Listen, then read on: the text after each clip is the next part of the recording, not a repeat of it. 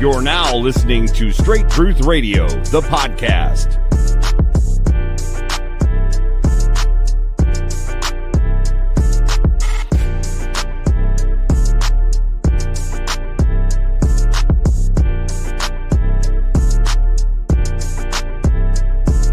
Where the scripture develops your faith walk, here on Straight Truth Radio, the podcast.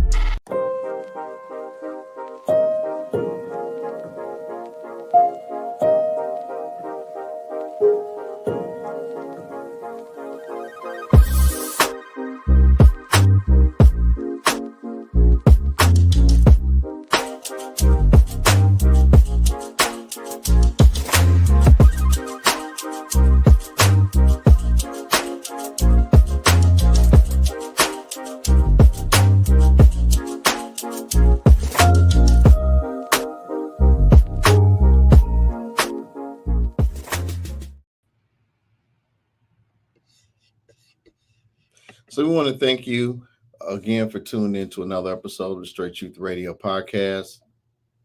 And so without further ado, we're just going to go ahead and get started.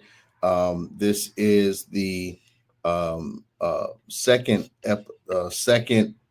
we're still in our series of our end time series, but this is our second episode of the Beast of the End, we'll call it in this episode. And this is part 2 of that series. So we're going to go ahead and get started. I noticed that when we left off that there was some slides that you missed, that the screen blacked out. So I'm going to go back and review real quickly before we take off. And so let me go ahead. Hopefully, let me go back. So we talked about in our commentaries when we read for you the whole entire chapter of chapter 7 of Daniel, the book of Daniel, chapter 7. And we read that entire chapter.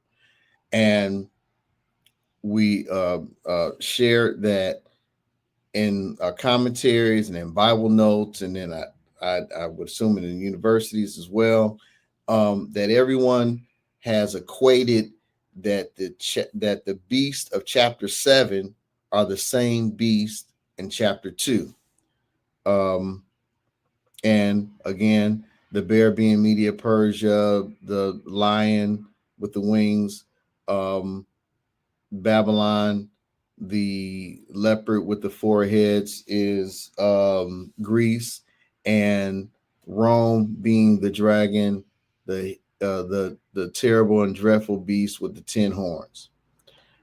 As we continue to talk about this, we use for the example Daniel chapter 2, and we shared, you remember the vision that Daniel had to interpret Nebuchadnezzar's dream, and you notice that you'll see, just for example, where it says the head of gold, the Asia Babylonian empire, monarchy, and right up under it they have a beast that they've associated with. Now we took this from this image from Pinterest, and so these images this is already set up.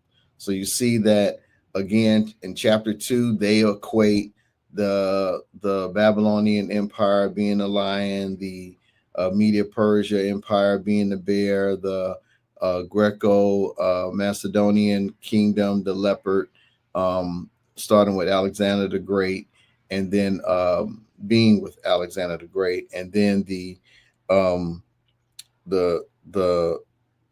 dreadful, hideous beast, which we now know, terrible beast, which we now know is the dragon. They say that that is Rome. And then the toes of clay, we won't mess with that so much because we don't really take issue with the toes of clay. Only so from the legs up, or from the head down to the legs. And we explain to you how 2 and 7, chapter 2 and chapter 7 don't mesh. It doesn't mesh as far as scholars trying to associate the lion being Babylon, the bear being Media Persia, the leopard being Greece, and the dragon being Rome. It doesn't mesh. And we explained that because we went on to, well, here's a map of showing you the Babylonian Empire at that time, and you can see over in the right there, Media, beginning the Media Persian Empire, the Babylonian Empire down below.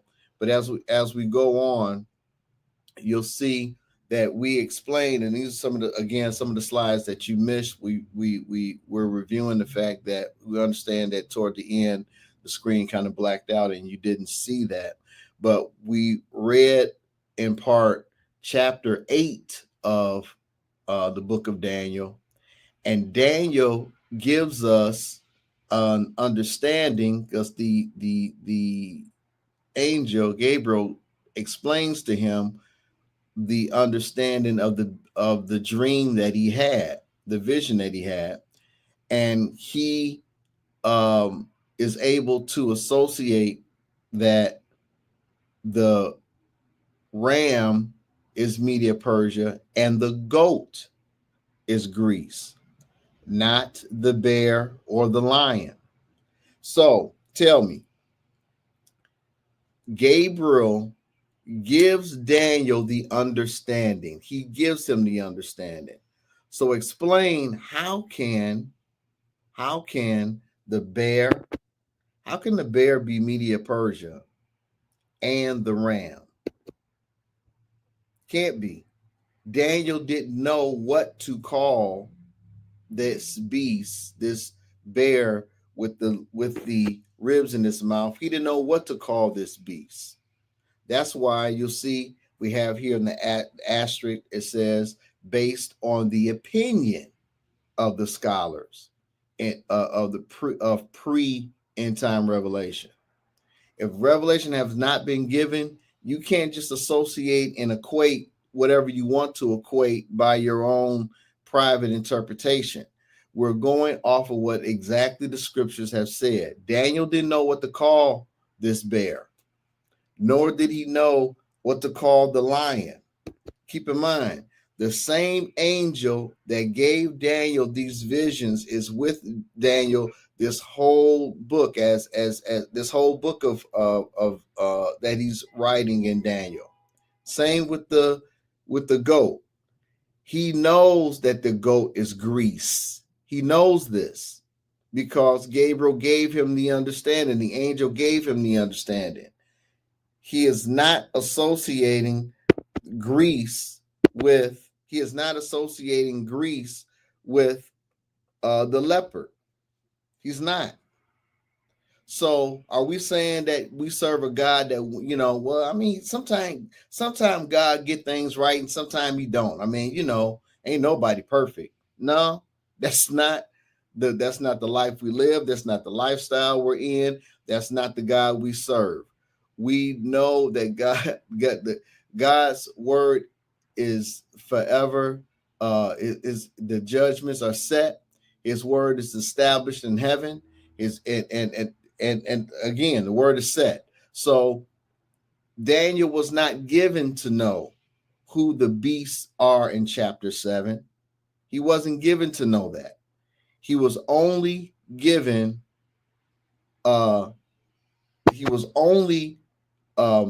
given these little facts. That is, in fact, let's jump ahead. So we reviewed that. Let's just go ahead and get back to what Daniel's told here. So again, in chapter 7, we see that the lion is like or the first beast was like a lion, the first beast. In we're again back in chapter 7, verse 4. The first beast was like a lion, it had the wings of an eagle. He watched this beast until he saw the wings being plucked away from this lion, this beast, and the wings were lifted up from the earth, and it took on a man's heart. It took on the form of a man and a man's heart. The second beast was the bear. It was like a bear, raised up on one side. It had 3 ribs in its mouth, and was told to rise and devour much flesh. Rise and devour much flesh. The next beast was a leopard, was like a leopard, had 4 wings of a fowl, had 4 heads, and dominion was given to it. And then that last beast, exceeding terrible beast, iron teeth, brass nails, had 10 horns, and a little horn plucked 3 horns away. So when we continue to read chapter 7, we find that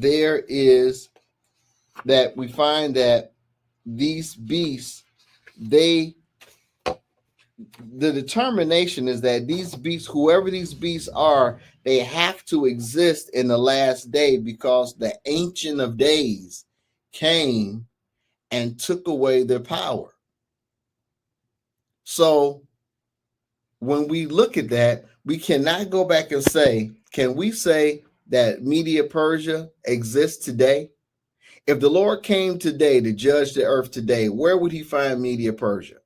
If the Lord came today to judge the earth today, he cracked the sky today, where would he find Babylon?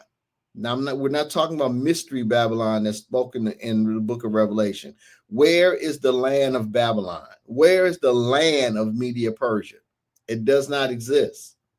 So therefore, what we find in chapter 2, again, cannot be the same thing that we find in chapter 7. Now, again, we won't mess with the tolls, because the only thing that is, I won't say coincidental, the only thing that is similar or the same is that the tolls that there would be Daniel was given this vision. He says and he's saying the last empire that will stand will be the 10 tolls, a nation of 10 nations. Simultaneously, Daniel was also told that there's this 10 horn being will exist in the last day. But the Ancient of Days, again, is going to take the power of the 10. So again, whoever these beasts are, they have to exist in the last day when the Lord will crack the sky. So can we say, is there a nation on this earth today that the national symbol of that animal, the animal symbol, what country, rather, is what I'm trying to say. What country uses the lion as their national symbol? Well, can we agree that the national symbol for England is the lion? Great Britain. If you travel to Great Britain, and in fact, you can Google it and you can look up what is the national symbol of Great Britain, or who uses the lion as their national symbol.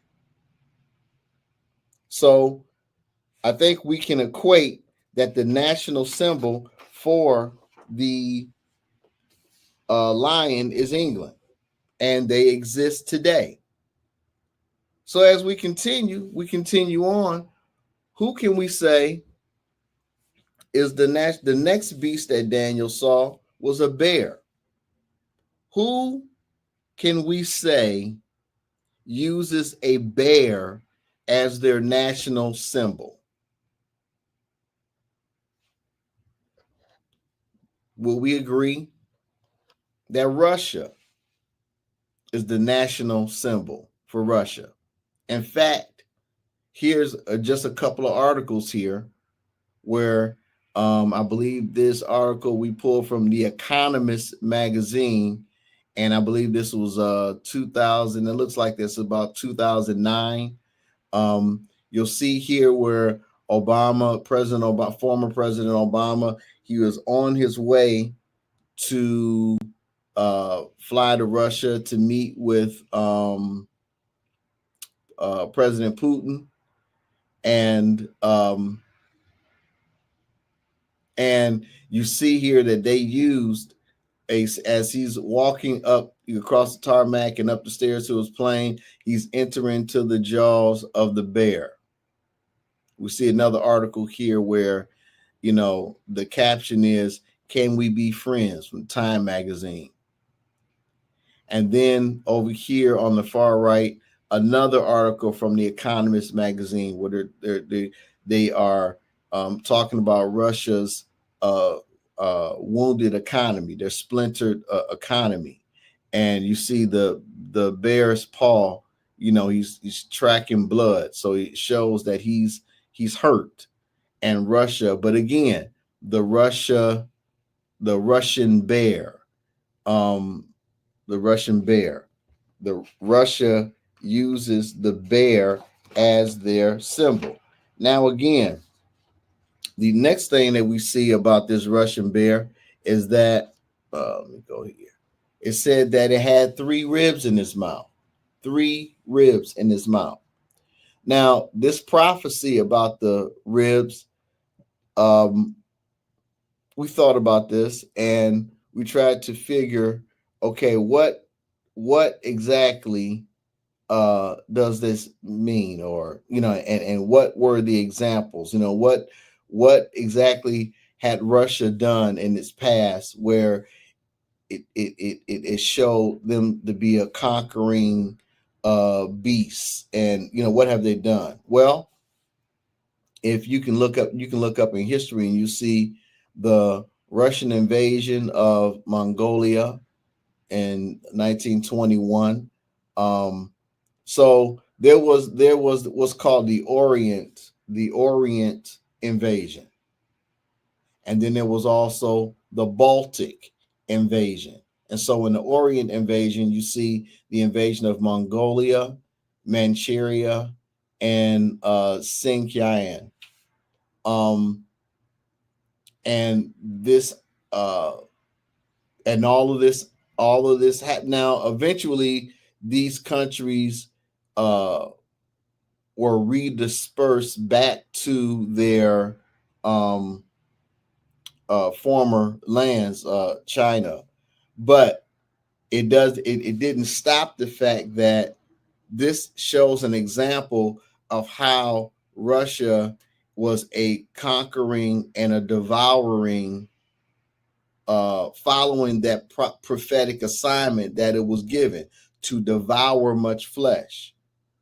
We see the next example, the Baltic invasion, where it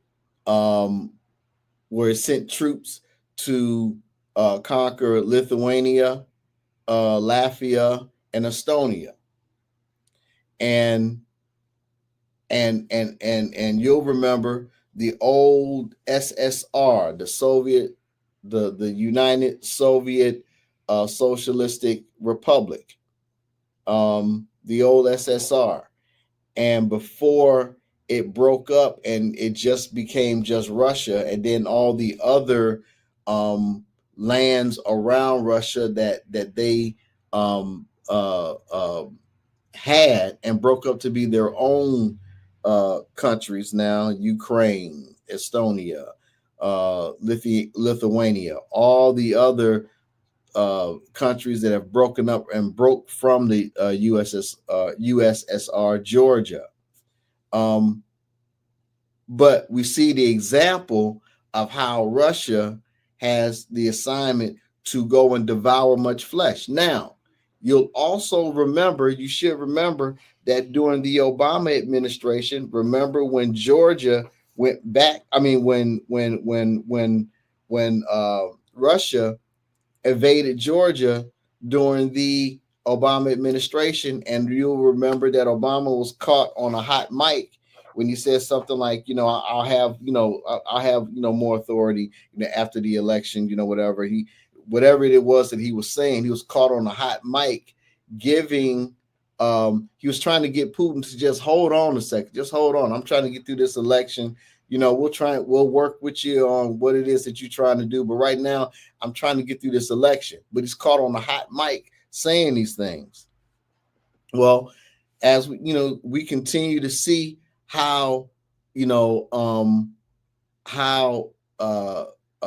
Russia has tried to be as much of a dominant force as any other country. Primarily, we'll talk about the United States here in a second, but you'll see right here in the middle, and this eagle and this Russian bear, and they're standing over Berlin, and we'll talk about this in a later segments of our teaching when we actually get into the trumpets and how we start talking about the 7 trumpets. And we'll see how, I want you just to remember this image here, how they're standing over Berlin. Remember the Great Wall separating in Berlin, separating East Germany and West Germany. Remember how President Reagan, he talks to Gorbachev and he tells them, they're talking about them being superpowers, and how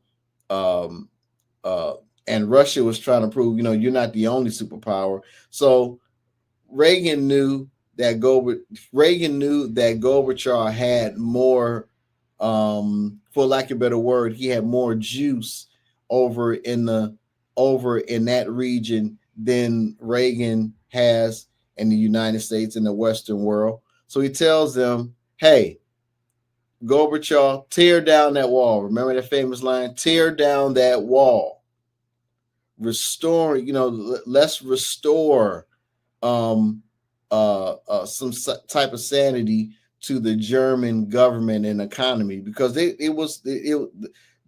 wall between East Germany and West Germany really destroyed them economically and as a country. The force that they were in the world in earlier years. So we'll get to that. But now, as we move on, you'll see other examples here. Remember this Olympic, you'll see how the bear here is biting the rings in the Olympic, the year that they protested the Olympics, and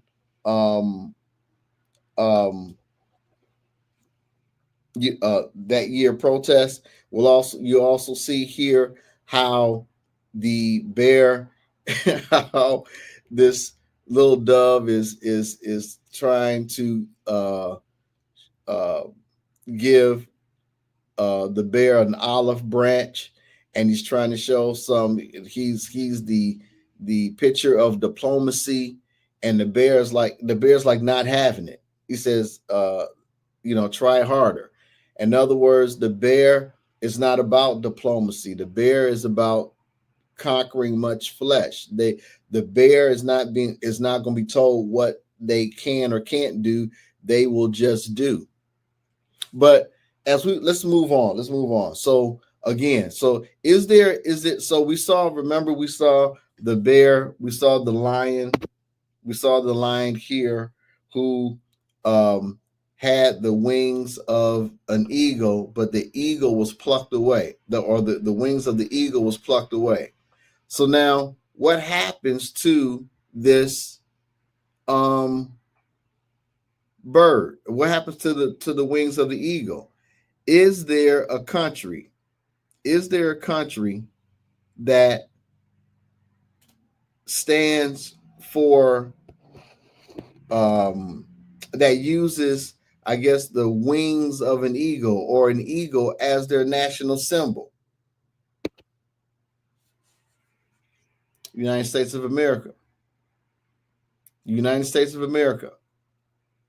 Now, although, and it's just a couple of pictures, that Time magazine picture really is kind of creepy, but it's funny. But although the eagle is the national symbol of the United States of America, did you also know that we've always used that as the national symbol? Did you also know it was never really official? We just always used it. President Biden, one of the last acts in his presidency, and it was on Christmas Eve, December the 24th, 2024. This was after the election had happened, and President Trump wins his second term as president. But Biden makes the eagle he makes it official. What we've already done for 200 plus years, what we've already done since 1776, he makes it official that the eagle is the national symbol for the United States. But not only that, when we go back into the prophecy and we look at the prophecy, remember the prophecy here is that the wings of the eagle took on the form of a man and had a man's heart to it. Now this is the word of God. This is what, let's go back and, let's go back and I'm going to go back and read it. So you can, so you're not saying, where you get that from. Daniel chapter, I just had it. Just lost it. Daniel chapter 7.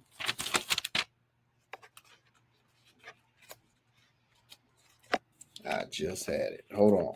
Daniel chapter 7. And it says right here in verse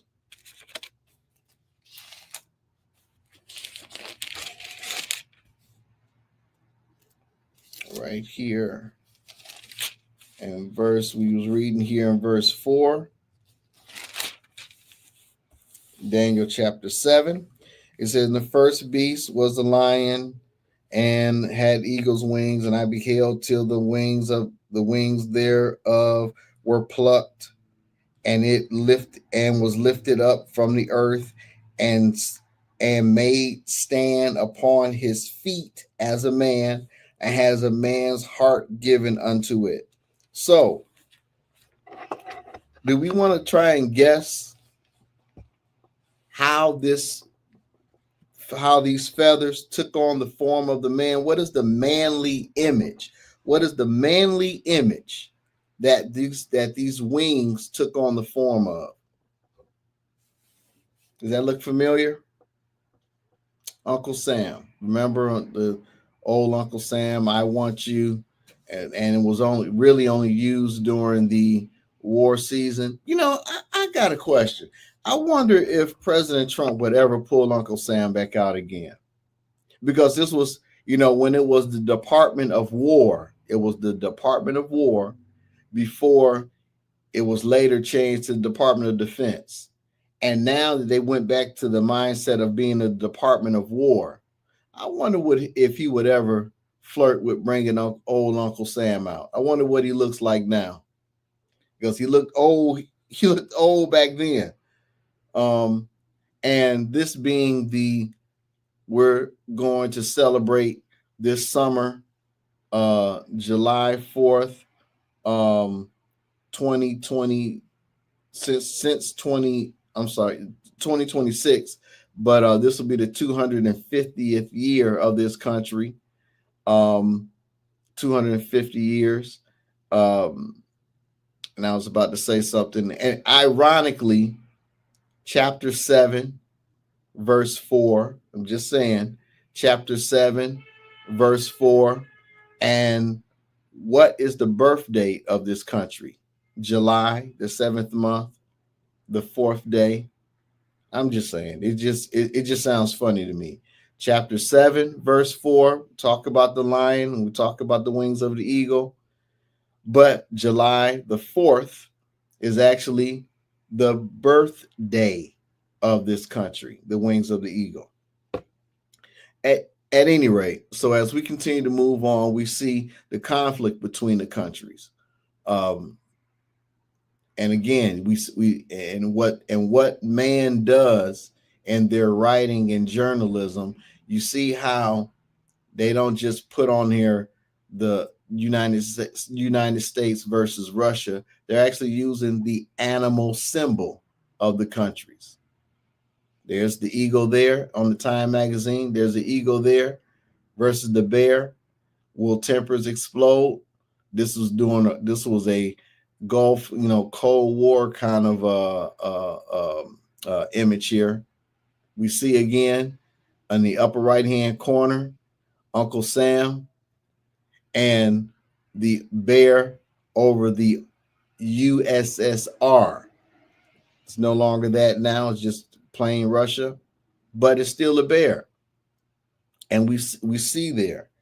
Now, what you have below is kind of a hint and sneak peek of what the next, what our next lesson will go into, talking about the spirit of capitalism, which is the economic mainframe of this country, the United States, versus communism or socialism, which is the mainframe of the Eastern world countries, Russia, China. We'll talk about that in our next lesson when we start. Well, I don't want to give you the title of that yet, but just hold on to us next week because we want to hurry and finish this lesson so we can get on to the next one. So you see here now what the next beast we see is, which was kind of hard and difficult, was the leopard with the 4 heads. And so I had to go and let me just move here. Okay. So I had to go and find other forms, other resources to find out, how are we going to settle on who the leopard was. And there's a book, and you'll see it here, The Leopard's Tank in Action. There's a book that talks about, and you'll see we already giving you the answer of who this beast was, because it was the hardest to find. We said Germany is the beast, or the beast is the beast of the leopard with the 4 heads. Now, when you genuinely go to look and look up who's the beast, was the national symbol of the beast, in most cases you'll find is the black eagle, or you'll find other symbols of the eagle being the most ones they use, but that was during a Nazi German era. Now they've tried to move on from that era. That was a dark era. Nazi Germany, Hitler, they moved on from that. But what we found is that there were articles about, because the German tank was the most formidable armored battle piece of equipment that Germany had, and they called this tank series. They called the whole series. They were called the Leopard tanks, and they're the most formidable of tanks ever made. Even the United States made their tanks retrofitted to the leopard tanks. So when I began to research and really look into it, they had a line called the leopard tanks. They had a line called the Panthers. They even had a line called the Tiger. But it was the leopard tank that actually stuck. And so they're called the leopard tanks. And they have sold their leopard tanks to many countries. You see a picture here of the UN. This tank here on the right with the big UN painted on it. They sold their tanks to the UN. They've sold in tanks to Russia and to other countries. So, but now let's finish. This beast here has 4 files attached to it, and so we're trying to figure out what country. So whoever this beast is, who with the 4 files, they are an adjoining nation that sticks close to Germany throughout whatever's going on, and they'll be together in the last days. And so who could this be? Well, it just so happened that France uses a fowl, the rooster, as their national symbol, the beast. I think this is called a Gaelic rooster. But at any rate, that is now when you follow the history of Germany and Russia, basically after the Franco-German War, after the Franco-German War, France and Germany stuck together. They stuck together like glue. Even when the Holy Roman Empire began to rise again, France and Germany stuck together. They have just before they have renewed their treaties throughout the years. Whatever they do together. Now, France hates playing little brother to Germany, but in a lot of cases, most cases, that seemingly has been what it is. But we'll see how France will rise up and play a bigger role later. There's some things that I believe that are going to happen where France is going to rise up and play a bigger and greater role than they have in the past, instead of being just associated with Germany, but will actually try and rise up and play a greater role in the world. So as we move on, we'll see here, and this is just a map of the country over there. This was during the Hezbollah Israel conflict, and I really only put this here to kind of show you that when the 6th trumpet happens and when Armageddon happens, where the region of where it's going to happen at. And that's really, and again, it's just a visual of the coming potential war. But we want to move on because I want to kind of wrap this up so we can move on to our next lesson in our next episode. Again, so we were talking about, when we talk about the 10s, remember I said I didn't have a problem with the feet, the 10 nations, iron mixed with clay, and we talked about the 10 horns. Remember, chapter 2 and chapter 7 speaks of 10s. Again, the 10 horns, or the 10 toes rather, chapter 2, verses 40 through 44, the 10 horns, and chapter 7, verses 7 and 8, and then 20 and 27. And then they appear again in Revelations chapter 13. And what we see here is a coalition of nations will rise from Europe and serve as the power base for the Antichrist. This coalition will mark a revival of the Holy Roman Empire.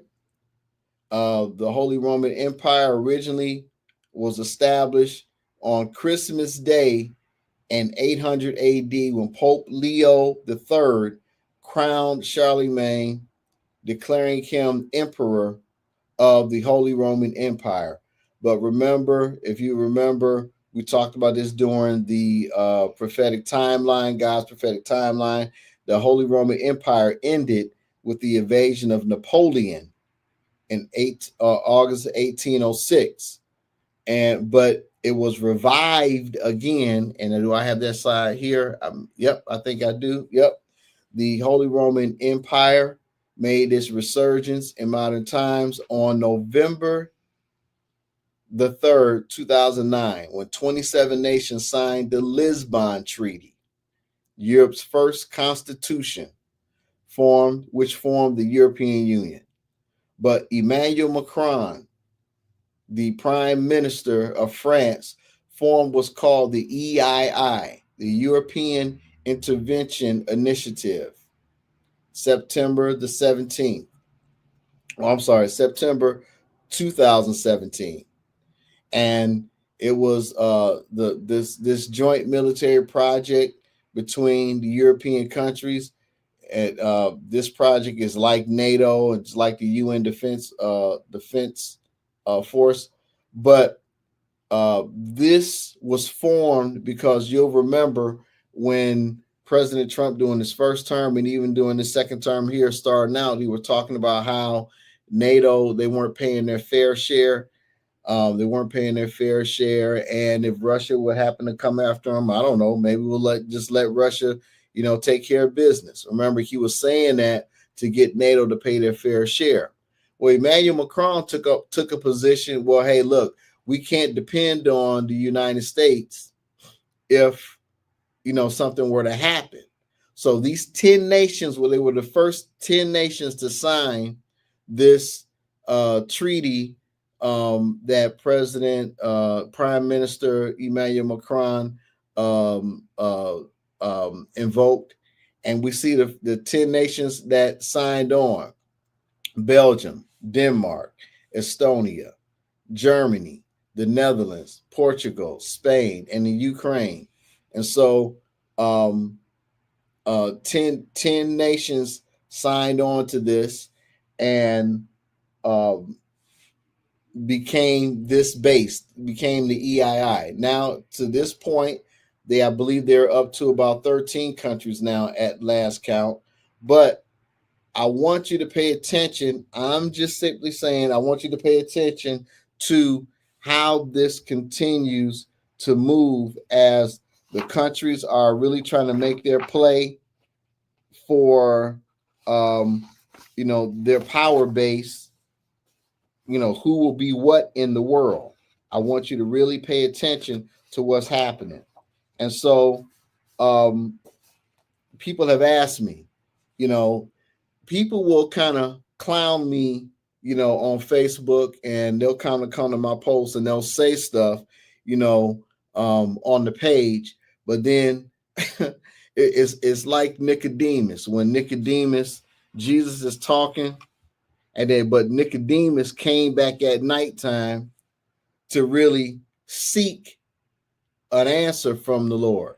Jesus tell him, in order to be born, you can't enter the kingdom unless you've been born of the water and of the Spirit. You had to be born again.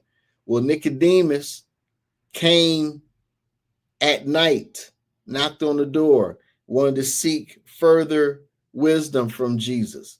And that's how some of these characters do on Facebook today. On my page, they'll clown me on the page, but then DM me later on. Hey, what do you think about this? And what do you think about that?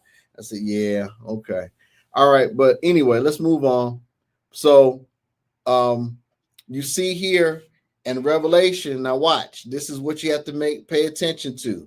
You see here this great beast here, and they're all merged into one conglomerate of a beast. Let's read. Now, we read chapter 7. We're going to read chapter 13, and we're going to kind of bring this to a conclusion. Now, chapter 13 of Revelation, chapter 13. And I stood upon the sand of the sea, and I saw a beast rise out of the sea. Now, this is starting out just like Daniel vision. Remember, Daniel also, as he slept, he saw beasts coming out of the sea. And he says, and this beast having 7 heads and 10 horns upon his head, and upon his head 10 crowns, and upon his head name of blasphemy. Verse 2, and the beast which I saw was like a leopard, and his feet were as the feet of the bear, and his mouth as the mouth of a lion, and the dragon gave him his great power, gave him his power, and his seat and great authority. And I saw one of the heads as it were wounded to death, and his deadly wound was healed, and all the world wondered after this beast. I'll explain that in a second. So just keep that in mind. I want to continue to read right now. And they worship the dragon, which gave power unto the beast, and they worship the beast, saying, who is like unto the beast? Who will be able to make war with him? And there was given unto him a mouth speaking great things and blasphemies and power, and was given unto him to continue 42 months. Now remember, when they say 42 months, times half a time, 1,260 days is all the same thing. 3.5 years. 3.5 years. So remember, so we're talking about this beast is going to be in power during the Great Tribulation. 3.5 years. And verse 6, and he opened his mouth and he opened his mouth in blasphemy against God, to blaspheme his name and his temple, and his tabernacle, and them that dwelled in heaven. And it was given unto him to make war with the saints, and to overcome them. And power was given unto him over all kindreds and tongues and nations. And all that dwell upon the earth shall worship him, whose names are not written in the book of life of the Lamb, slain from the foundation of the world. Verse 9, if any man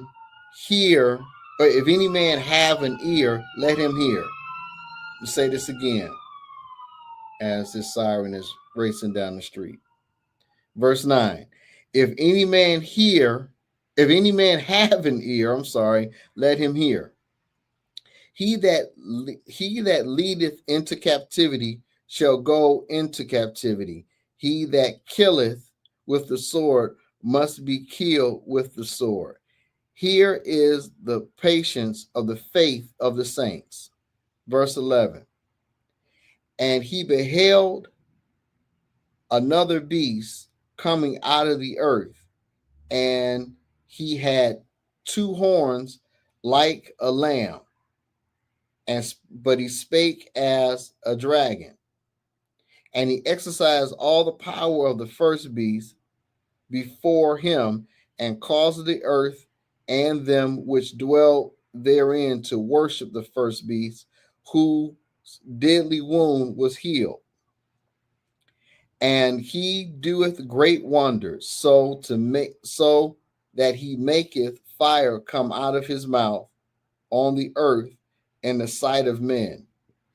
And he deceiveth them that dwell on the earth by the means of those miracles which he had power to do in the sight of the beast, saying to them that dwell in the earth, that should have make an image to the beast, which had the wound by a sword and did live, and he had power to give life unto the image of the beast, that the image of the beast should both speak and cause that as many as would not to worship the image of the beast should be killed. And he causes all, both small and great, rich and poor, free and bond, to receive a mark in their right hand or in their foreheads, and that no man might buy, sell, save he have had the mark, or the name of the beast, or the number of his name. Here is wisdom. Let him that hath understanding count the number of the beast, for the number of a man, for it's a number of a man, and the number is 600, 3 score and 6. So 600, 3 score and 6, we know, we understand 666. So, and we're talking, this is the mark of the beast. It's the mark.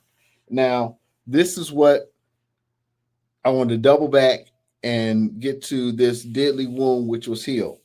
Remember, I showed you, let me go back here and show you this image here. Where is it at? We'll go back here and show you this image. Remember, we showed you, is this it? Nope, that's not it. Let me go back. Here it is, right here. So it's this no pushover. Remember, we showed you the deadly wound. This is the deadly wound that was healed. This picture right here in the middle, where the eagle and Russia are standing over Berlin. Now, what happened in Germany is that the United Nations formed, they passed sentence on Germany because between Germany, it was said that Germany was such a warring people. I mean, between the Franco-German War, World War I, World War II, they're such a warring people that they made this was the cause for the Berlin Wall in the first place. So that brought such a shattering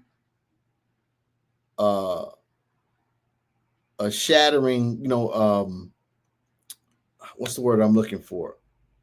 It brought Germany down. It brought Germany down for years because no one could cross over the wall. It divided Eastern and Western Germany from their functionality economically, and their economy was going down. But then when that wall came down, in 1989, and we'll get into this, we'll bring this up again when we start talking about the trumpets.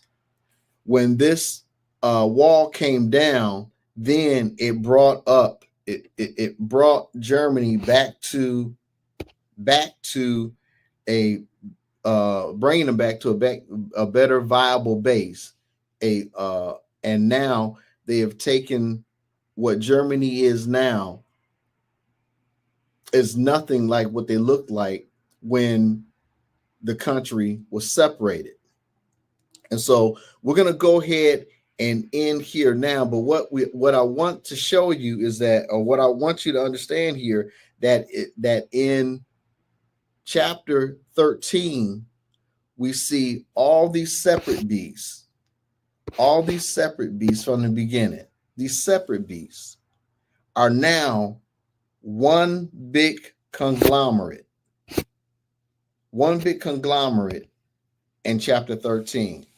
What was separate in chapter 7 is now one big beast in chapter 13. And what are we learning from this union here? Is that number one, there's going to be one world government, one world economic system, and one world religion. Verse 11, it says right here, and I beheld another beast that came out of the earth. He had two horns like a lamb. So he was like a lamb. And whenever we talk about a lamb, we're always talking about, because Christ was a lamb. So we're talking about religion. We're talking about the faith. But he spake as a dragon. So there was false deception coming from this lamb. Now, I'm not going to put a tag on who I want to, but I'm not going to say exactly who this false person is. But what we will say is that when the false prophet comes forth, when the Antichrist is revealed, the false prophet is going to cause everyone to lean toward this Antichrist. When the Antichrist is revealed, because we see this happening, remember that the Lord says this in Matthew 24 and verses 15 through 19. Remember, Paul mentions this in 2 Thessalonians chapter 2. That when he claimed himself to be God in chapter 2. We see this happening in Daniel chapter 9 verses 17, when the covenant is confirmed among many. But then in the midst of this week, in the middle of this week, then the Antichrist is going to come forth and the abomination of desolation is going to happen. When the Antichrist is revealed, the false prophet is going to give praise to the Antichrist. They're going to work together. And remember, it says here that it says here in verse 10, he that leadeth into captivity shall go into captivity. He that killeth will be with the sword must be killed. Here is the patience of the saints. Remember, those who will not bow down and will not submit, then they will be killed. Now, there's one last thing I want to say about this because my time is really gone. What we see here is that there's no wings here. The wings of the eagle is not here. So then what happened? What happened to the wings of the eagle? Why is the wings of the eagle not here? Let's go quickly to Revelation chapter 12. Revelation chapter 12, verse 13. And this speaks about the war on earth. We know in Revelation chapter 12, there is a war in heaven. It talks about the woman and the dragon, and then the war in heaven. But in verse 13, it starts talking about the war on earth. Verse 13 in chapter 12. And when the dragon saw, this is now the dragon and his angels. So Satan and his angels went into heaven to fight against the Lord and fight against the angels there. But Satan and his angels, the dragon and his angels, they lost. They were kicked out of heaven, never to have access to heaven again. So, and when the dragon saw that he was cast into the earth, he persecuted the woman which brought forth the man child. So he is now getting ready to persecute Israel. The woman, verse 14, and to the woman was given 2 wings of a great eagle. So the 2 wings that we saw in chapter 7 of Daniel, he's given 2 wings of a great eagle, that she might fly into the wilderness, into her place where she is nourished for a time and half a time. Remember what we talked about this time period. And from the face of the serpent.